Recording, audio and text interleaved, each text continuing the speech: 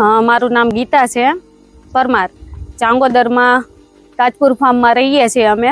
ફરતું તળાવ છે અને ફેક્ટરીવાળા બધા ગંદકી ફેલાવે છે તળાવમાં, અને એમાંથી અમારે વાસણ ધોવાના, કપડાં ધોવાના, અમારે નાહવાનું બહુ તકલીફ પડે છે અમને. રોડ નથી સારો, મચ્છર બહુ થાય છે, છોકરાઓ બહુ બીમાર પડે છે, બરોબર.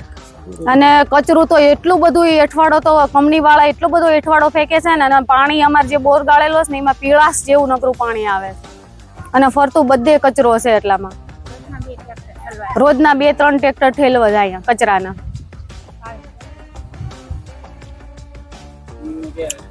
મારું નામ મંજુબેન, ગામ ચાંગોદર. ચાંગોદરમાં અમે રહીએ છીએ. અમારા અહીં બધી બહુ તકલીફ છે, પણ અમારું કોઈ સાંભળતું નથી, બરાબર. અમે ઘણી વાત રજૂ કરી છે, બધી જાહેરાતો આપી છે, પણ કોઈ અમારું સાંભળતું નથી. અમારે કેટલી તકલીફ આવે છે. આંકના પાણીની, આ ગંદકીના પાણી ઠલવી જાય, આંકન આવીને કેમિકલના પાણી ઠલવી જાય. અમે ના પાડી તો ટંકરવાળા અમને છે તે જેવું તેવું બોલીને જતા રહે, પણ અમારે કોને કેવું? અમે ઘણી વાત રજૂઆત કરી, ઘણી તે, પણ અમારું કોઈ નથી સાંભળતું. હવે અમે અહીં રહીએ છીએ તો અમે અહીં રસ્તોય સારો નથી હાલવાનો. અમારે દરરોજ કામ ધંધા જવાનું હોય.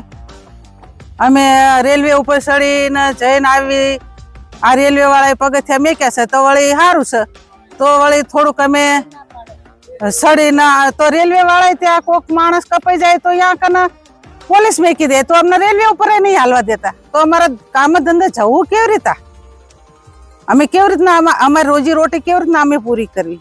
અમારા બાળકોને ભણાવવા, અમારા બાળકોને નિશાળ મેકવા, કોઈ સાધન હાલવા ના દે, અને જ્યાં ત્યાં ગંદકીનું પાણી ઠલવીને જતા રહે. અમારે હાલવા જેવું નહીં રહેવા દેતા. લ્યો, શું કરવી અમે? બોલો. ટ્રેક્ટરો ઠલવી જાય, ટાંકા ઠલવી જાય, ગંદકી નરી આ હોટલોની ને સોસાયટીની બધી ગંદકી આવીને ઠલવી જાય નરી. મારું નામ વસરામભાઈ વિંજોડા.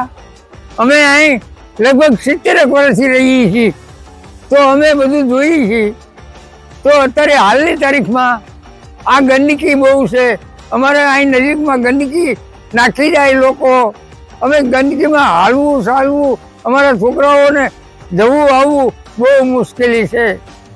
તો આપ સરકાર થોડુંક મદદ કરો તો બહુ મજા આવી જાય.